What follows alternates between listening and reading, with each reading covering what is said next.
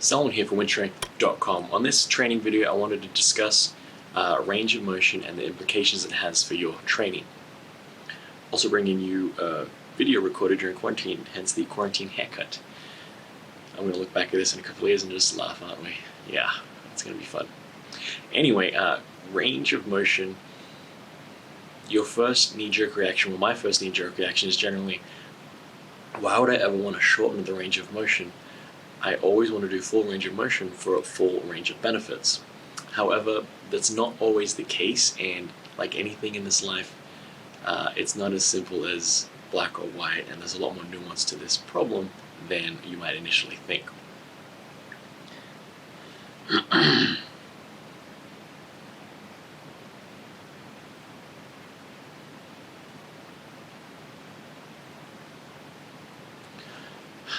So what I'll go over is a couple of the studies that I went through just to enlighten myself about whether range of motion is important and if partial range of motions ever play a factor in your training. And I mean, surprise, surprise, they could probably play an important role in your training if the situation necessitates it. So yes, the studies might not be great, but it does throw some more data into the mix and throw some more information into the mix, which would indicate that it's not simply partial ranges are always bad. There are some situations where partial ranges could actually be better for you than full ranges of motion, depending on certain factors and what context you're training in and what your goals are. And the question becomes not if I should do partials, but when should I include partials, as well as full range of motion training. So I guess we'll start off by defining what is range of motion. Put simply, it's just how far the barbell or the body is traveling given a movement and given a specific area of movement. So for example, a deadlift is pretty easily defined. So we're lifting the barbell up off the floor and we're standing up till our knees and hips are locked out in full extension. That's a pretty simple one, so we could vary that by what size plates we use. The general common consensus is that we're using standard 45-pound plates, which have a standardized diameter around the world for the most part, given a couple of inches or millimeters here or there. So that's an easy way to look at range of motion. You can't really change it given that basic setup. Now we move on to something, say, like the bench press, where ideally you go for full range of motion, which is touching the chest, to elbows locked out in full extension with the barbell over your chest. It's pretty simple, but then we can add in some complexity to that, where now if we change grip width, we're now shortening the range of motion or lengthening it, depending on if we put the arms, the grip out or the grip in. We can also shorten the range of motion by introducing some slight arch in the back, so we're bringing that chest up off of the bench and shortening the amount of travel that the barbell has to do from chest to lockout. And we can also change the movement where we start adding in inclines and changing the angle of attack for the chest. So either obviously incline or decline or flat. So these are all ways that we can manipulate the range of motion without changing the actual movement itself. And that's kind of how we mechanically change the range of motion. Now we can also change the range of motion in how we execute the lift. So something like a squat, for example. If you're competing in a powerlifting competition, they have rules as to what is full depth range of motion, generally the thigh crease below the knee joint. So let's call that just parallel, or just below parallel. That's considered full range of motion. Now if we head over to different styles of lifting, like say Olympic style lifting or full ass to grass style squatting is considered full range of motion. Now that thighs parallel to the floor is considered partial range of motion, because when our hamstrings touch our calves, that's when we consider that full range of motion, even though it's the same squatting movement. And it's just how we execute that squat. Nothing else has changed. So there's 3 examples of how we can manipulate range of motion, or not manipulate range of motion for that matter, given different scenarios, different contexts. So even just defining what range of motion is for certain movements can be very difficult and complex and nuanced, which leads us into the rest of this video, where everything else kind of adds that extra layer of complexity into the simple question of should you do partial ranges of motion. So this is a quote from Mel C. Siff, who authored Super Training, a great book. I highly recommend everyone to read it. It goes, "It is vital to remember that all exercises involve information processing in the central nervous and neuromuscular systems, so that all training should be regarded as a way in which the body's extremely complex computing systems are programmed and applied in the solution of all motor tasks. Now, what Sif is alluding to here, obviously, is specificity. And specificity is a very important principle in training and practice and pretty much everything in life. If we take it out of context, I can't study maths and hope to get better at history. I need to study history in order to get better at history. And even then, I can't study any history if I want to get better at looking at the Renaissance period. I need to really read about and learn about the Renaissance period. I can't sit and learn about World War II and expect to be an expert in any other time frame. So when you look at it out of context of sport and training and barbell and strength development, we can see how clear it is that specificity really matters. And again, when we look at the data, a lot of things start to muddy the water and make it clear that specificity is because when we look at training, there are times when we can't be too specific. If we want to get better at the bench press, yes, we need to bench press more, but we can't simply just bench press in the exact same way every single time over and over again with the same amount of weight. We need to add in variety. We need to add in variance and accessory lifts to that movement in order to bring that lift up, if that is our ultimate goal. Now, if bringing up the bench press isn't our goal and we just want to, say, develop hypertrophy in the chest and triceps, then we have a lot of other different movements that we can include there that will be better to include rather than simply doing a bench press. We can throw in other movements. We can change the bench press, either, like I said before, the angles, the grips, with the way we execute it. We can also include dumbbell bench pressing, machine pressing, other things like. But the more that we divert from that path, the harder it will be to compare apples to apples. If I have a dumbbell bench press that I can dumbbell bench press 100 pounds an arm, I could probably barbell bench press more than 200 pounds on the barbell just because of that specificity, that balance, that there's neuromuscular adaptations that are going to occur, just the fact that I have muscle memory. All these things kind of play into how we execute a lift, and that's how specificity kind of matters in this realm. And so that brings me to why am I discussing specificity when it comes to range of motion? And that's just simply because it helps us gauge our progress along the way. So for example, a squat. If I half squat 400 pounds, I highly doubt that I can full squat, whether that be parallel or arse to grass, 400 pounds, because half squatting is a completely different exercise than full squatting or arse to grass squatting. And let's go even further than that. If I can parallel squat 400 pounds, it'll take me a while to build up the strength in order to arse to grass squat 400 pounds. And that's probably going to be a reverse scenario as well. If I'm really good at arse to grass squatting, there's going to be a changeover period where I can't parallel squat because of that stretch reflex motion at the bottom. I'm going to have to physically stop myself rather than getting that mechanical stop when my hamstring touch my calves. So all these things relate to range of motion because we need to be able to compare apples to apples. If I say I can arse to grass squat 500 pounds, that doesn't mean I can parallel squat 500 pounds.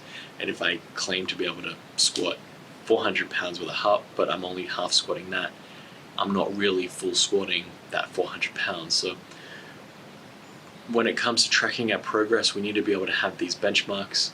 And if we're changing the goalposts every single week, it's going to be hard for us to judge whether we're actually getting stronger in that given lift. And that'll bring me to the next point of the video, which is range of motion matters insofar as what are your goals. So generally with the barbell training arena, the gym training, we're going to have two aspects to getting stronger. We're either developing our strength or we're developing hypertrophy. Yes, those two things go hand in hand. We need to get bigger so we have more muscle mass to exert against an external load, but also we can get stronger without necessarily putting on more muscle mass, given that neural adaptations, coordination, as well as the way the body is chemically working in there in order to drive more strength and exert more force. Hence why you can see athletes getting stronger at the same weight class. So we have two arms of the equation where it's either we want to get stronger or we want to put on more muscle mass. And these two things, yes, they're two sides of the same coin, but at some point, what's optimal for one isn't going to be optimal for the other, and vice versa.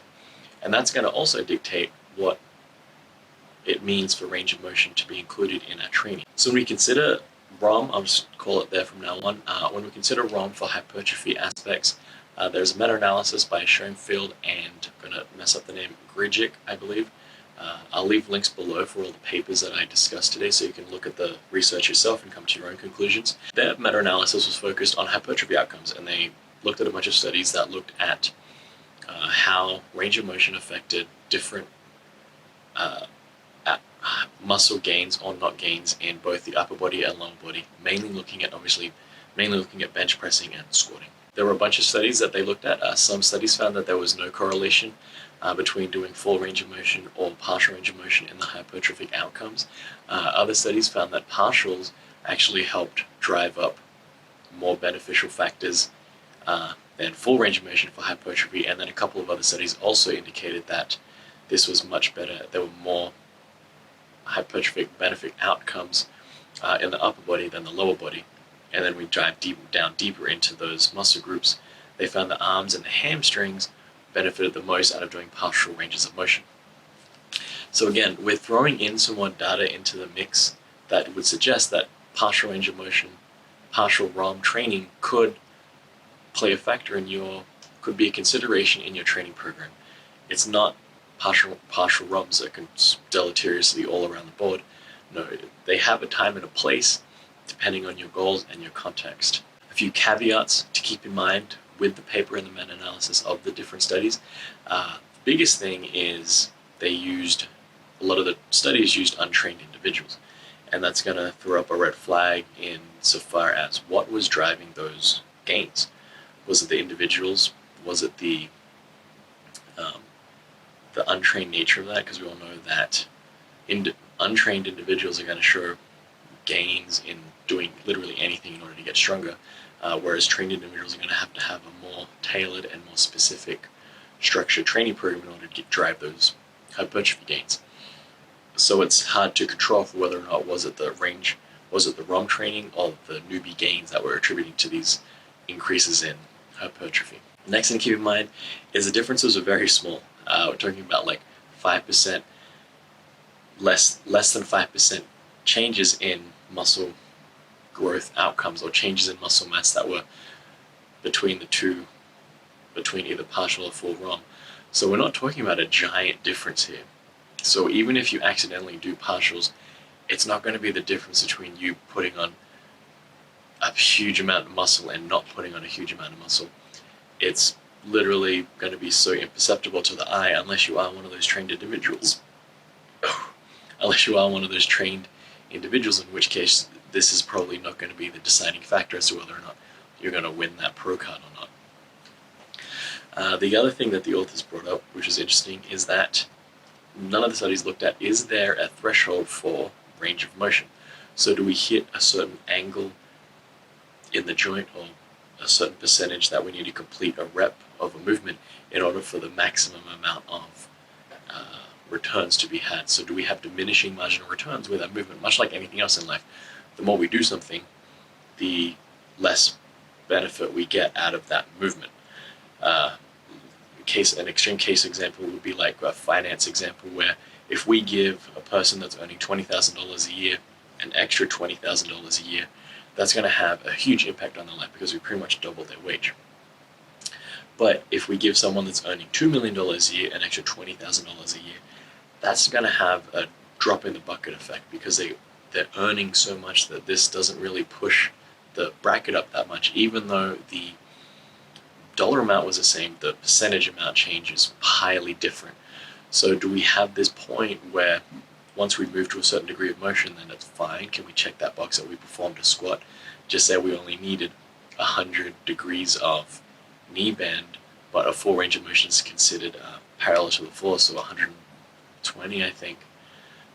Not too sure what those numbers there, but if we hit a certain threshold, now is there any need for us to go past that range of motion in order to drive hypertrophy gains, or even strength gains for that matter? So that was the one paper I looked at for hypertrophy. The next couple of papers are going to discuss strength outcomes. So again, another context change, another change in conclusions that we can drive from whether partial or full ROM is good for you. The first paper was by Greg Nuckols over at Stronger by Science, he looked at a paper that looked at bench pressing, and they compared third, half, and full range bench pressing to see how that would affect strength outcomes in 1 rep max improvements in the bench press. What was not surprising was the full range bench press obviously saw the highest gains across all 3 counts, so they performed better in the full, the half, and the third range of motion. Next up, not surprisingly, was that the half range of motion performed best at the half range, outperformed the third bench press, the third ROM in the third range, but didn't outperform the full range bench press compared to the full range bench press. So we're seeing some specificity outcomes here. The surprising result was that the third range of motion bench press participants just underperformed everybody in all of the tests. So they didn't even perform better at the third range bench press than any of the other groups, which would suggest 2 things: either that there is that threshold where we need to have movement in order to drive muscle mass or drive strength gains, because we didn't hit that threshold of movement. We only moved it so far, so the body didn't adapt to that stimulus. The other issue that this raises is the issue of specificity.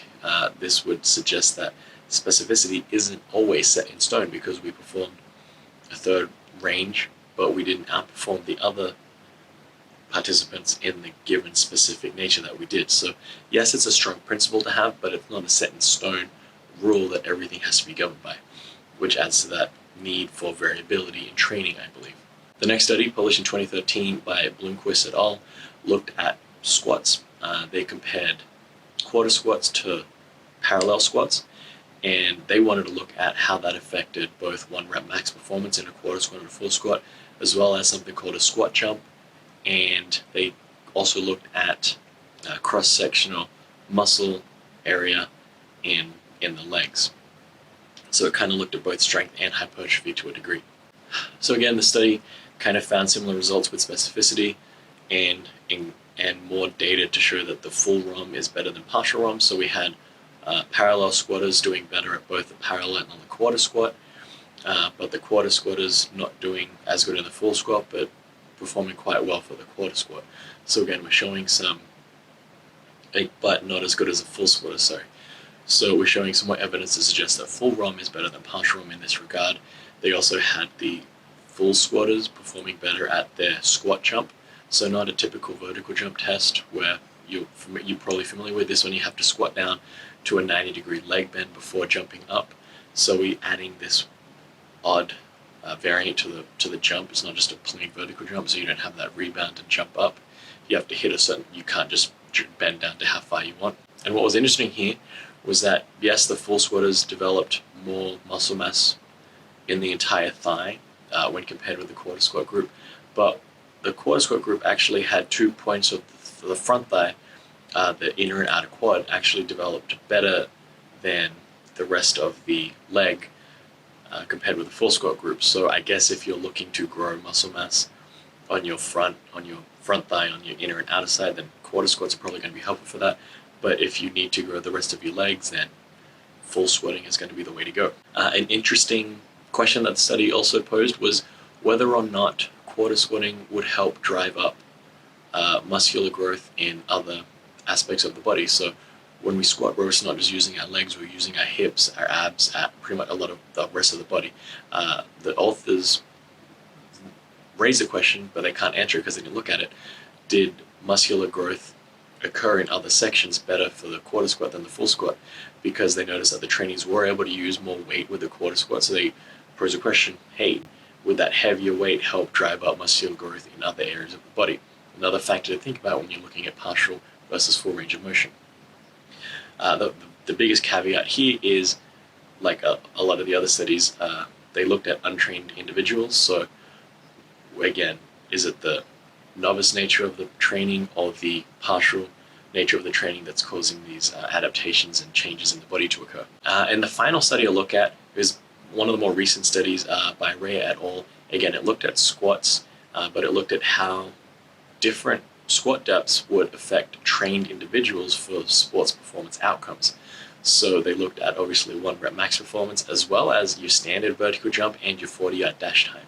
So this is probably a bit more specific to you guys, because the study was looking at people that had trained. So the cool thing was you had to show some experience in the squat. So you have to be able to squat at least 1.5 times your body weight, and you should have at least performed a squat in training once a week for the last 6 weeks. So you have training history, you have some training age, and you understand how to perform a squat. It's not the first time you've ever done heavy squats before. And what this study does, they broke them into 3 groups. They did quarter squats, half squats, and full squats, being parallel, like a powerlifting style squat, as their full depth range of motion. Now this study showed some evidence that was different to the previous studies, where they actually back up that specificity principle.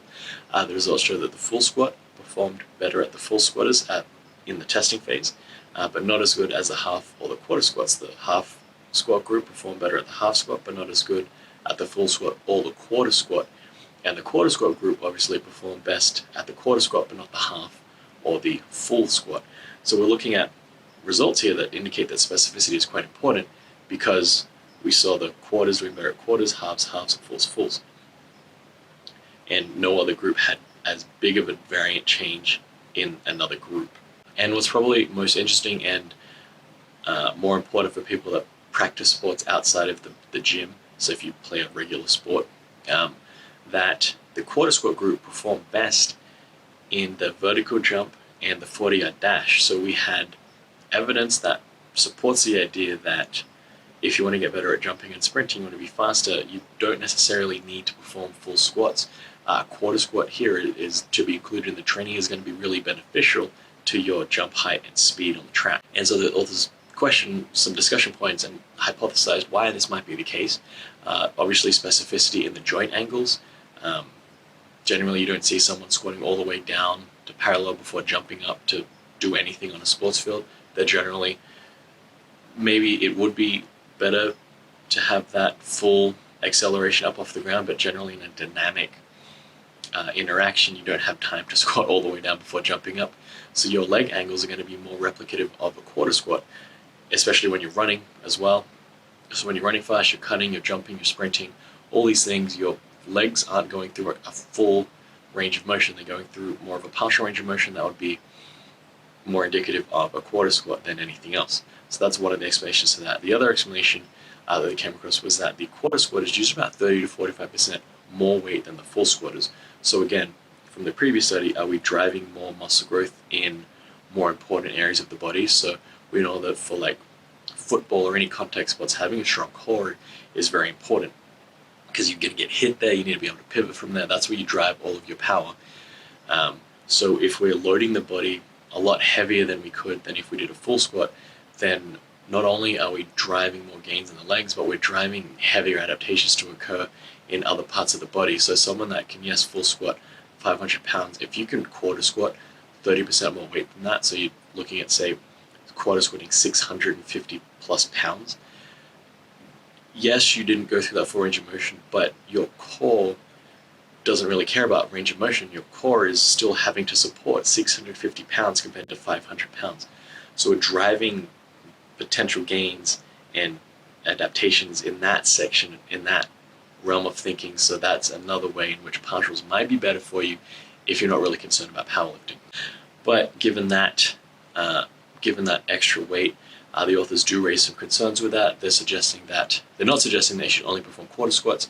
They're saying that they should be included, because when you start increasing that super maximal weight, now you're stressing the body even more. Now we're taxing the body an extra 150 pounds every day or every couple of weeks, especially when you know what college training is like. You're doing a lot of work in addition to your sport-specific training. Now we're having to do extra heavy weight a lot more of the time. So we need to look at a proper program where you can mitigate that stress. And the other thing is, when they did some EMGs on the quarter and different varying depths, the quarter squats obviously didn't activate the same muscles that the full squat does. So when we only quarter squat, we're missing out on glute activation and thigh activation as well. So again, that variation still needs to be included here. We still need to create a well-rounded strength body and musculature. So just because you have a strong front thigh and strong core. If you have weak glutes, that's going to hinder you than the person that has strong glutes and strong core and a strong set of thighs. So everything has to look at the whole picture to develop this contextual awareness as to what we're trying to do here. So when we think of the topic of sport specificity, it's clear that quarter squats should be, based on the evidence, I would say that if you perform a sport that isn't just lifting weights, it's probably beneficial for you to include some sort of quarter squat at the very least. I'm not sure if this holds true for the bench press, probably not, but for the very least we can see by the evidence that performing quarter squats will help you jump higher and run faster. Again, not to say that you should only quarter squat, you should do both, but maybe your second squat session for the week should be a quarter squat after your first session, which is a regular full-length squat. So again, we're looking at how we can include different tools in the toolkit.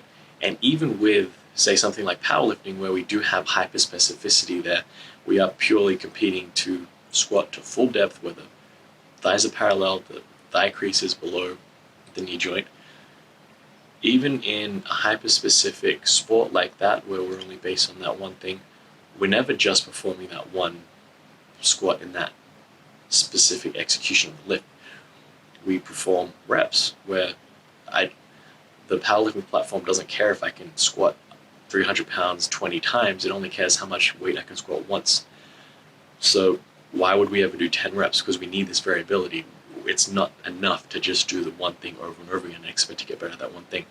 We need to round out and do a lot more around that training in order to drive those developments. So we look at things not just with the reps and the weight selection, we're looking at things like changing the range of motion. There are things like pin squats, pause squats, tempo squats, especially with pin squats where we're adjusting the range of motion, we're shortening that range of motion up. And you think, why would I want to shorten the range of motion up in order to drive up a parallel squat? So that we can handle those bigger weights. We can work through those sticking points as well. Even something like a deadlift, and all three lifts have accessory lifts that shorten that range of motion, which force us to use heavier weights or to perform more reps with the same weight that we would use for a full length range of motion. So there are all these variabilities and context-specific factors that indicate that partials aren't bad for you. They can be beneficial, but they shouldn't be the only style of movement that you do. And that's where I think I would draw the line in my recommendations, is that if you can explain to me why you're doing a partial ROM, then that's perfect. Because if you have a reason for it, then it's needed in your training program. If you're mistakenly performing partial ranges of motion thinking that it's a full range of motion, I think that's where the issue comes in. And that's where you need to look at how you're training. Make sure you either have a coach or videotape yourself so that you can have some external feedback so you can look back and self-assess.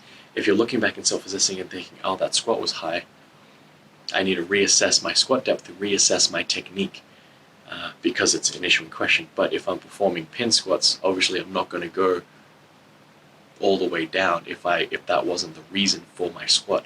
I perform these pin squats to handle heavy weights or to work through a sticking point. And that's where the tool comes in, because we're using it purposefully for a specific end goal in mind. So range of motion does matter, but not in the way that you would typically think. And I think much like anything in life, you're just skimming the surface when you have those knee-jerk reactions, and when you jump to conclusions without any evidence behind that, I think that's when you run into some pitfalls. So like anything, I would always recommend reading more, researching into the topic, because everything always has context behind it. There's always gray areas with anything, even with something like lifting. Studies are always coming out. Science is always changing. We have history in training to back that up. This is why we have coaches, and we need to continually learn so that we can always change this viewpoint that we have and try and learn something that we didn't previously learn. Always approach a topic that you don't know anything about the topic, so that what you do learn about that is actually going to be helpful for you.